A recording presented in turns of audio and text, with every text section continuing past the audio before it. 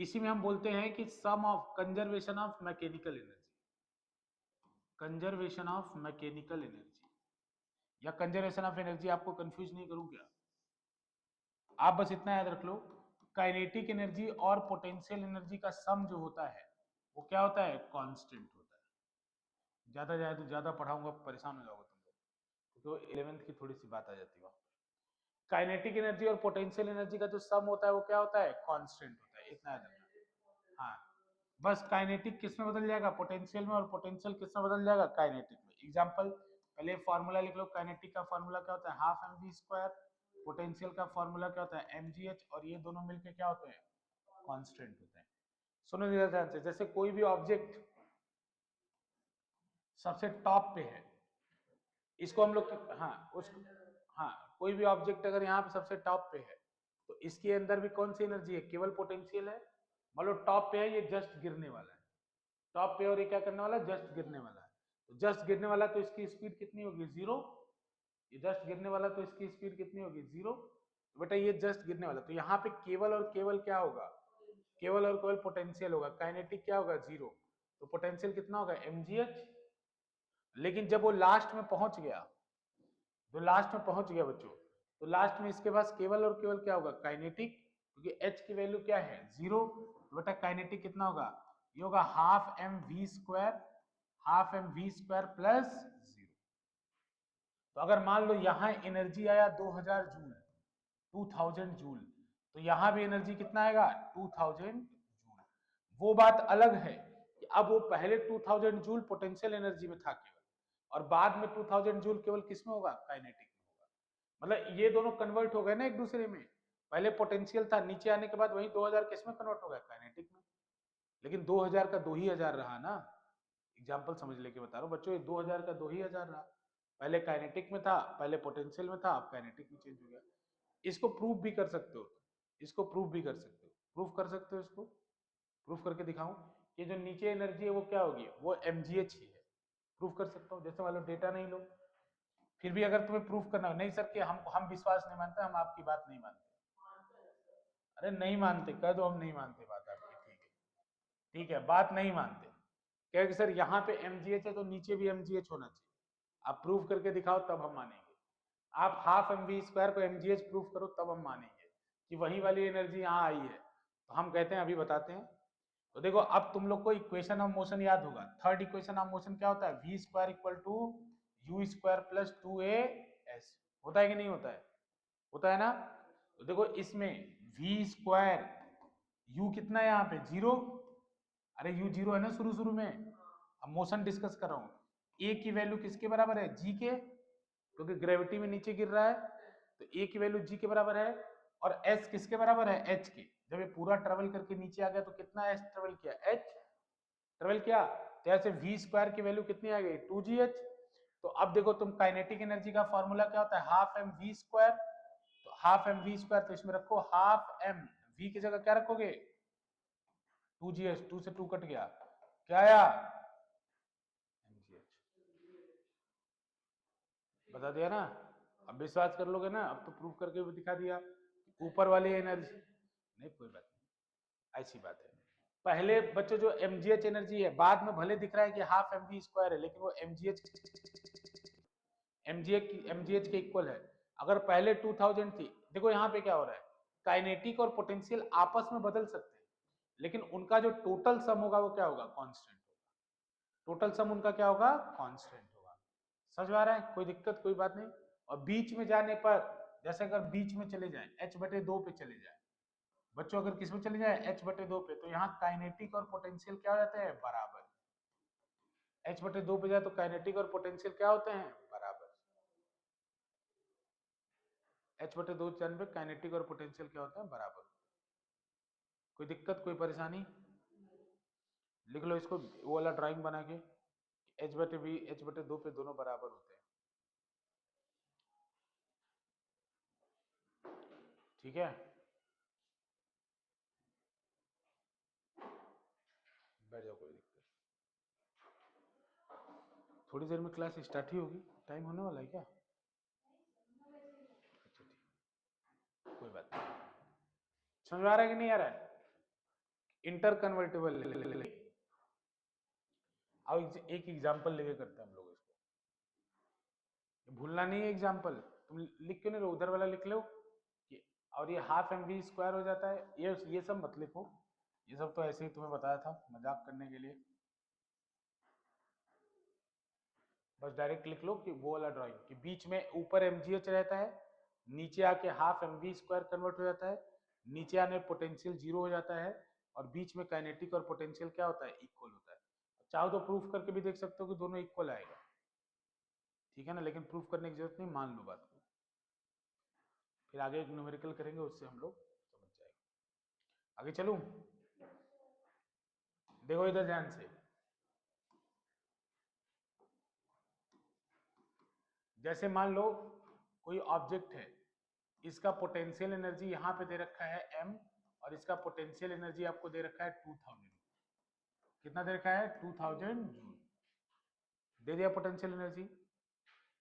तो देखो जब ये बीच में पहुंचेगा तो हमें बताना है कि बीच में पहुंचने पर, जैसे पॉइंट ए बोल रहा हूं, यहाँ पे काइनेटिक और पोटेंशियल एनर्जी क्या होगा। ये h/2 पे, h/2 पे क्या होगा, ये इस पॉइंट पे आपका के क्या होगा और पी क्या होगा, ये आपको बताना है, ठीक है ना। फिर एक और पॉइंट लेते हैं बी, और बी पॉइंट है आपका जमीन, यहां से h/4 पर। तो बच्चों यहाँ पे के क्या होगा और यहाँ पे पी क्या होगा वो भी बताते हैं। ये दोनों हम लोग को बताना है दोनों जगह पे, ठीक है ना। तो बता दोगे, तो बता दोगे कैसे बताओगे। तो एक काम करो तुम लोग, तुम्हें ये पता है कि दोनों का सम, के और पी का सम क्या होता है, कांस्टेंट होता है। तो अगर मान लो मुझे बीच में निकालना है, यहां निकालना है कि इस पॉइंट पे काइनेटिक एनर्जी कितना होगा और पोटेंशियल एनर्जी, पोटेंशियल तो डायरेक्ट निकल जाएगा। जैसे बच्चों ये पोटेंशियल एनर्जी गिवन है ना, तो एमजीएच की वैल्यू गिवन है, एमजीएच की वैल्यू कितनी है, 2000 गिवन है ना। और बेटा एमजीएच अब की बार टोटल एनर्जी भी है, क्योंकि तो काइनेटिक एनर्जी क्या है, जीरो। टोटल एनर्जी का मतलब क्या होता है, kinetic energy plus potential energy. नैतिक गधा कहीं का, पढ़ाई पे ध्यान दो, सीधे देखो सीधे, काइनेटिक प्लस पोटेंशियल। तो अभी ऊपर वाले पॉइंट पे पोटेंशियल ही तो है, पोटेंशियल ही तो टोटल है, पोटेंशियल ही टोटल है ना, समझ में आ रहा है ना यशस्वी। क्योंकि ऊपर वाले पॉइंट पे काइनेटिक क्या है, जीरो, क्योंकि वो ऑब्जेक्ट जस्ट गिरने वाला है। ऊपर वाले पॉइंट पे काइनेटिक क्या है, जीरो है। तो पोटेंशियल ही क्या है, टोटल है, टोटल एनर्जी 2000 जूल है, ठीक है। तो अब बीच वाले पॉइंट पे, जैसे पॉइंट ए पे बात करो, पॉइंट ए पे पोटेंशियल एनर्जी कितना होगा पॉइंट ए पे, तो देखो फॉर्मूला होता है mgh, तो mgh/2 हो जाएगा। बीच वाले पॉइंट पे कितना हो जाएगा, mgh/2। बताओ mgh की वैल्यू कितनी है बेटा, ये कितना हो जाएगा mgh/2, mgh की वैल्यू कितनी है 2000, तो 2000/2 करो कितना आएगा 1000, 1000 जूल आएगा, ठीक है ना। तो काइनेटिक पोटेंशियल कितना आ गया 1000 जूल। तो अभी तुमने पढ़ा था इस ए पॉइंट पे काइनेटिक कितना होगा, तो बच्चों ए पॉइंट पे काइनेटिक और पोटेंशियल का सम किसके बराबर है, हमेशा इक्वल होगा, किसके, शुरू वाले के। बच्चों एक बार अगर टोटल एनर्जी निकाल लिए तो हमेशा टोटल एनर्जी वही रहता है। तो अभी ये किसके बराबर होगा 2000 के। बताओ ये 2000 के बराबर क्यों किए, बताओ जरा। बेटा अभी बताया ना कि एक बार टोटल एनर्जी निकाल लो, टोटल एनर्जी मतलब काइनेटिक प्लस पोटेंशियल। तो मैंने ऊपर काइनेटिक प्लस पोटेंशियल निकाल लिया, कितना है 2000।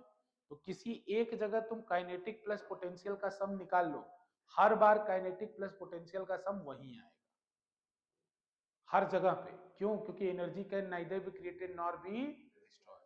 तो अगर तुमने ऊपर एक जगह निकाल लिया काइनेटिक प्लस पोटेंशियल का सम 2000 है, तो तुम बोल सकते हो कंजर्वेशन ऑफ एनर्जी से ये हर जगह दोनों का सम क्या होगा 2000। तो देखो बीच में भी दोनों का सम क्या होगा 2000। पोटेंशियल हम पहले ही निकाल चुके हैं, तो पोटेंशियल पहले निकालना है, तो काइनेटिक कितना होगा, यहाँ 1000 रख दो, 1000 बराबर 2000, क्योंकि हर जगह सम कितना होगा 2000। तो काइनेटिक एनर्जी कितना आ जाएगा, काइनेटिक एनर्जी आएगा 1000। समझ में आ कि नहीं आया। अब सी वाले पॉइंट पे देखो, इधर कर रहा हूं, सी वाले पॉइंट पे चेक करो, सी वाले पॉइंट पे क्या होगा, बी वाले पॉइंट पे सॉरी, बी वाले पॉइंट पे पोटेंशियल एनर्जी कितना होगा mgh/4।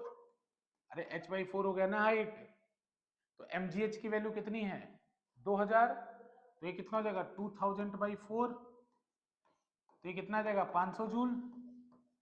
आ गया ना? तो बताओ काइनेटिक कितना होगा? बताओ यशस्वी, रुक जाओ, कोई नहीं बताएगा। यशस्वी बताओ काइनेटिक कितना होगा?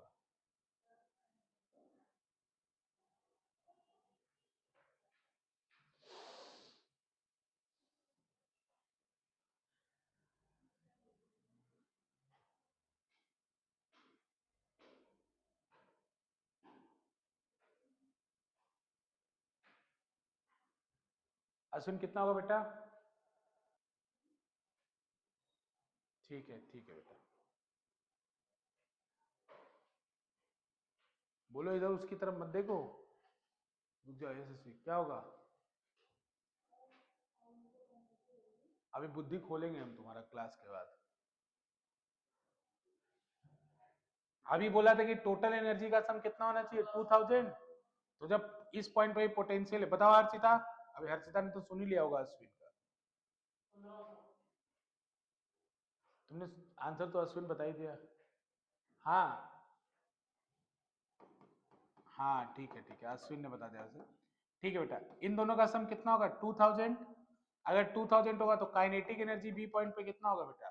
2000 माइनस पीवी, पीवी कितना है? 500। तो कितना आ जाएगा ये? 1500 जूल आएगा। समझ रहे हो ना? क्वेश्चन ऐसे भी अगर कॉम्प्लिकेटेड बनाने के लिए पूछा जाए तो ये पूछ सकता है कि ग्राउंड से h/4 पर काइनेटिक एनर्जी और पोटेंशियल एनर्जी का रेशियो बताओ। ग्राउंड से h/4 पर काइनेटिक एनर्जी और पोटेंशियल एनर्जी का रेशियो बताओ। तो नहीं बता सकते हो? रेशियो निकालने के लिए क्या करना होता है? डिवाइड ही तो करना पड़ता है। तो काइनेटिक एनर्जी कितना आ गया? 1500। पोटेंशियल एनर्जी कितना था? 500। जीरो जीरो कैंसिल, 5 से इसको कैंसिल करो, कितना आएगा? 3 आंसर। बीच वाले पॉइंट पे काइनेटिक और पोटेंशियल का रेशियो बताओ कितना होगा? एक है 1000/1000, तो कितना देगा? 1:। अगर कभी क्वेश्चन पूछे तो अब ये नोट कर लो 3 पॉइंट पे, और तीनों पॉइंट पे याद रखना है। एक एग्जांपल लेके कराऊं, जल्दी से एकदम नोट कर लो फटाफट। फिर एक लास्ट टॉपिक पढ़ेंगे, चैप्टर खत्म हो जाएगा। पावर बच गया, फिर पूरा होमवर्क हो जाएगा।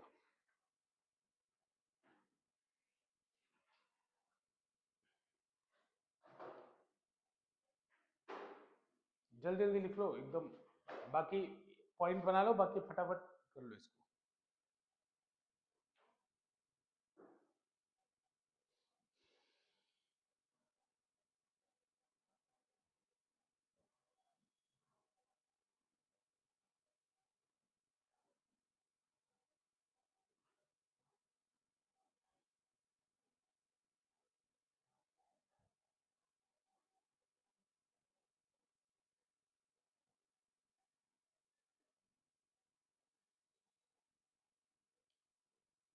तुम फोटो खींच लो, लग रहा है लिखने में टाइम लगाओगे, लेकिन तुम लिख लेना। ठीक है ना? अभी शुरू करोगे तो बहुत टाइम लग जाएगा तुमको, लेकिन लिख लेना है। तो आते ही जब क्लास में आओगे ना, चेक करेंगे। और फिर जानते हो ब्राइट फ्यूचर नाम की एक चीज होती है क्लास में।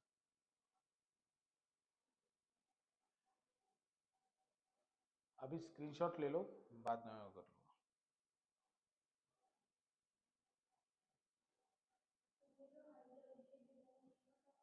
हाँ, क्वेश्चन में गिवन होगी।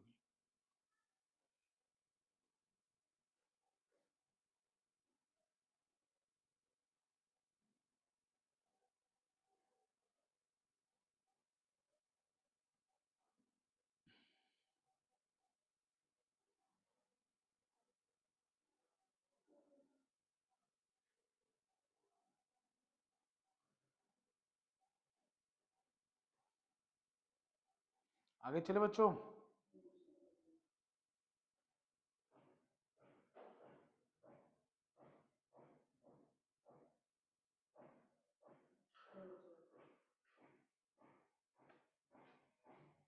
देखो बच्चों, अब लिखो अगला पावर। पावर, पावर के बारे में लिखो। लिखो, it is the rate of doing work. Power क्या होगा? It is the rate of doing work. Power क्या है? It is the rate of doing work. बच्चों, पावर का डायरेक्ट फॉर्मूला होता है W/T। W/T, W क्या है यहाँ पे? Work done, work done. और T क्या है? T है टाइम। ठीक है ना? तो बच्चों पावर टर्म क्यों आया? जैसे मान लो किसी बच्चे को होमवर्क दिया जाए, ठीक है ना? अब कोई बच्चा है होमवर्क को 2 दिन में कर ले, कोई बच्चा होमवर्क को 1 सप्ताह में करे, तो बोल सकता है ना कि सर हम दोनों ने तो कार्य सेम ही किया, वर्क तो सेम ही किया, लेकिन जो कम टाइम में काम करेगा उसको रिवार्ड मिलना चाहिए। तो इसीलिए क्या किया गया? वर्क से टाइम का आइडिया नहीं लगता है कि कौन कितना अच्छा काम किया। इसके लिए हमने कौन सा टर्म लाया? पावर का टर्म लाया। पावर में क्या था? टाइम, मतलब ये बता रहे कितने समय में कितना वर्क।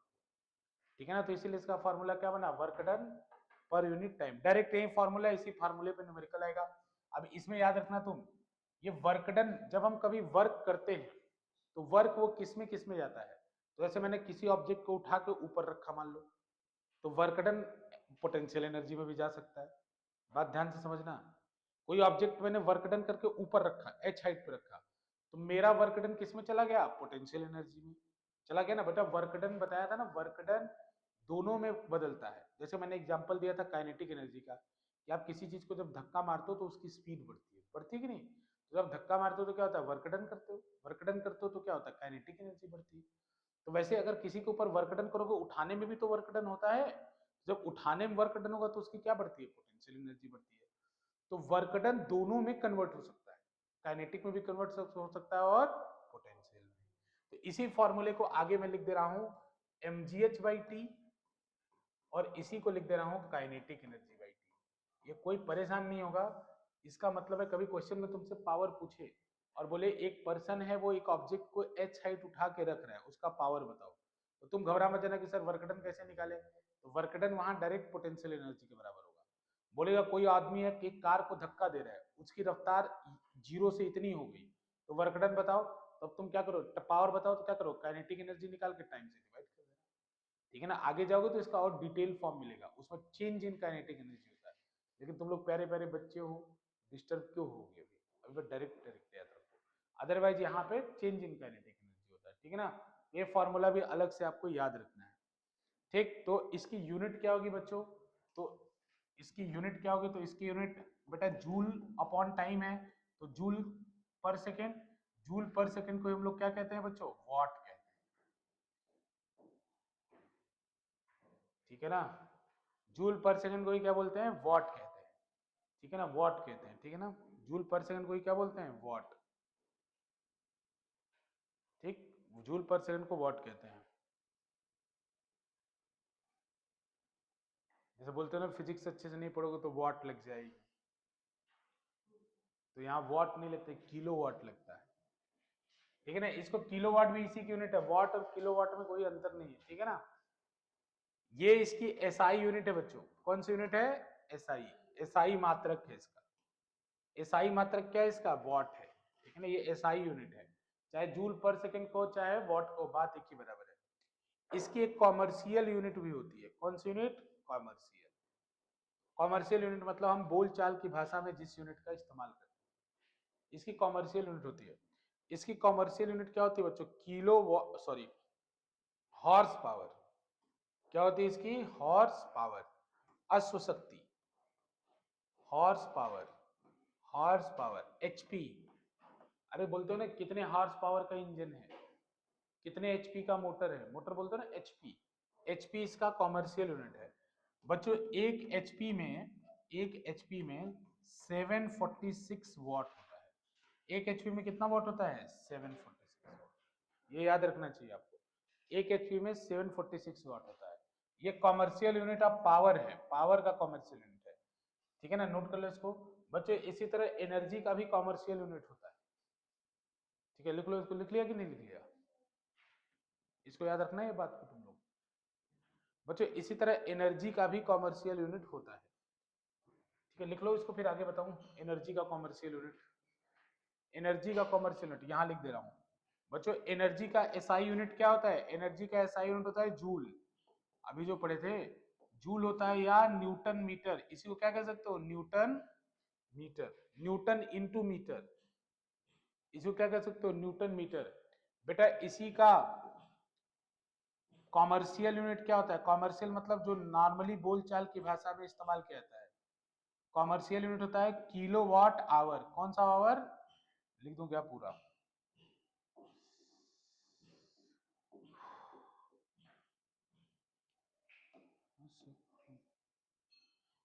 इसकी कॉमर्शियल यूनिट होती है kilowatt hour. Kilowatt hour, kilowatt hour. बेटा के डब्ल्यू एच, किलोवाट आवर, के डब्ल्यू एच, किलोवाट आवर। तो बच्चों एक किलोवाट आवर में, अभी ये कैसे निकलेगा, क्या निकलेगा, पहले सिलेबस में था, अब हटा दिया गया। एक किलोवाट आवर में देखो, अगर तुम सीखना चाहोगे तो मैं सिखाऊं क्या? नहीं? Very good.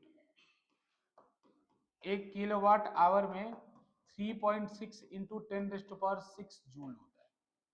3.6 इंटू 10⁻6 जूल होता है। जो लोग सीखना चाहते हैं उनके लिए बता दूं मैं थोड़ा सा, बाकी जो नहीं सीखना चाहते कोई बात नहीं। याद रखना है, बहुत बार एग्जाम में पूछा जाता है। वर्क डन बराबर क्या होता है? Power into time. तो एनर्जी बराबर भी क्या होगा? Power into time.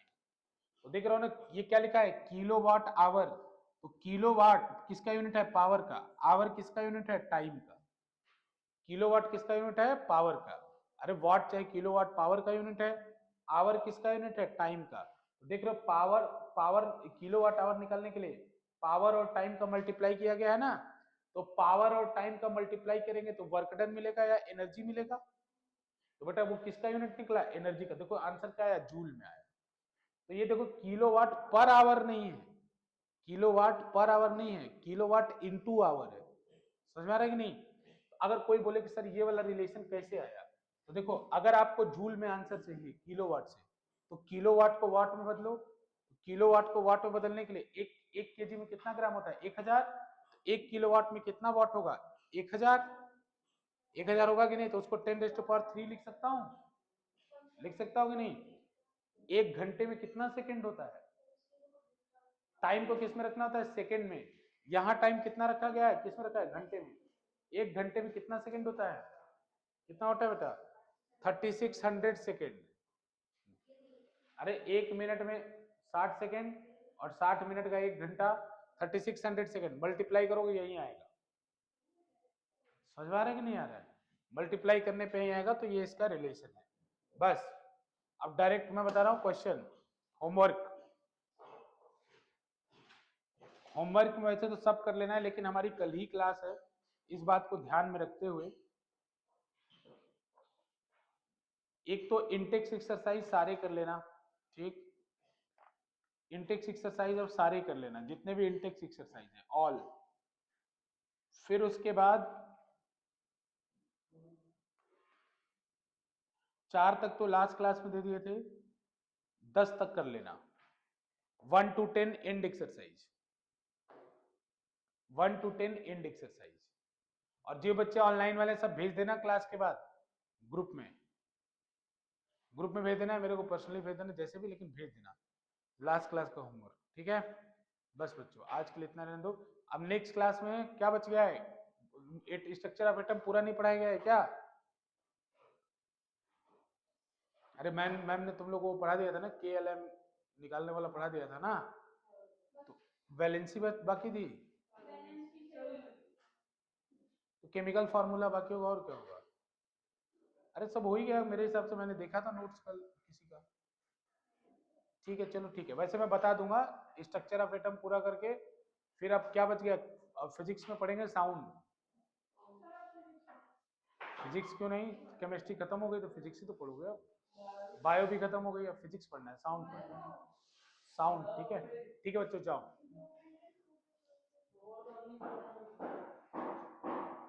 Bye bye बेटा, बाय बाय बाय बाय। जाओ बच्चों। क्या तनिष्का, क्या हाल है बेटा? अरे तुम केमिस्ट्री क्लास क्यों नहीं करती हो? कठिन लगती है?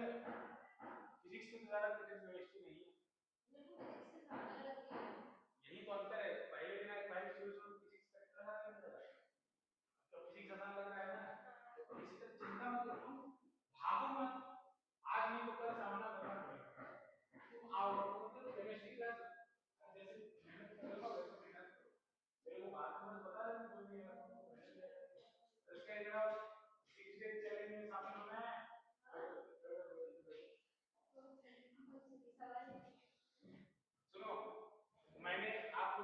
शायद नहीं थे तो फ्राइडे क्लास के बाद हमने एक उसमें दिया था 6 डे चैलेंज, ठीक है ना, उसमें 6 दिन तक एक टारगेट सेट करके उसको काम करना है और जो फेल होगा उसको बाहर कर देंगे। अभी निकाल देंगे 2 वीक तक की आज बात है। अरे इसमें मैंने ग्रुप से बात बाकी क्लास क्या पढ़े थे फिजिक्स में हम लोग? मैथ क्या पढ़ रहे थे? थर्मल ना, थर्मल में कुछ पढ़ रहे थे ना हम लोग। अच्छा बस इसके एक्सपेंशन को पढ़ लिया था, एक्सपेंशन को पढ़ लिया था बेटा, एक्सपेंशन पढ़ लिया था। थर्मल पॉइंट्स, हाँ बॉइलिंग पॉइंट लास्ट पढ़ा था, बॉइलिंग पॉइंट लास्ट पढ़ा था, बॉइलिंग पॉइंट लास्ट पढ़ा।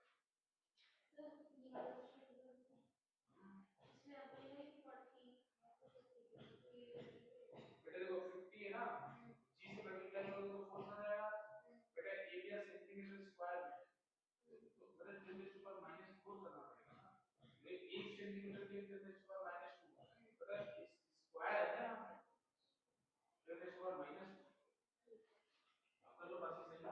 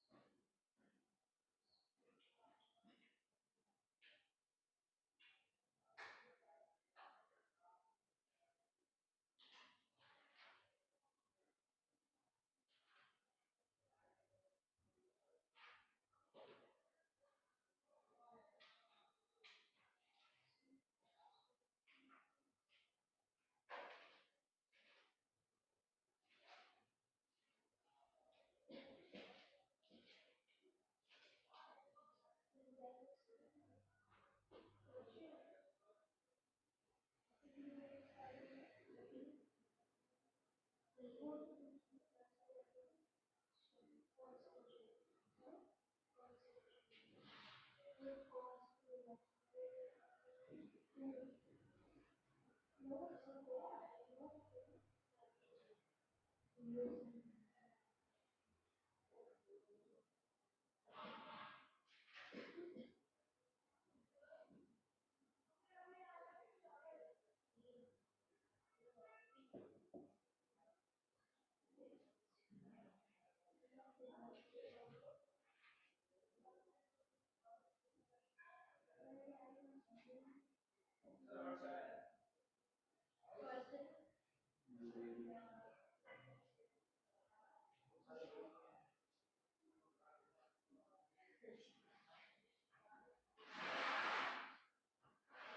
तो देखिए आप चेक हो गए, कल कल मेरा शायद फ्री रहता हूँ, आज को थोड़ा बिजी रहता हूँ, कल आपको मेरा चेक हो जाएगा, कल मैं फ्री रहता हूँ।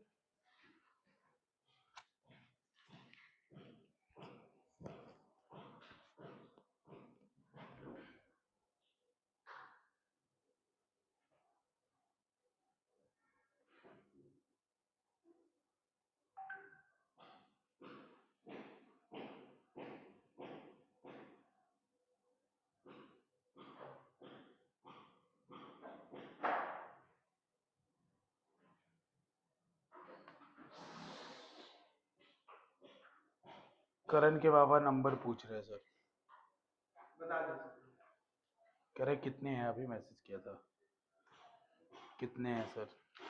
27.5। तो बता दे, उसमें बता दे, पर्सनल बता दीजिए उनको। अरे भगवान, मैं तो रिकॉर्डिंग बंद करना ही भूल गया।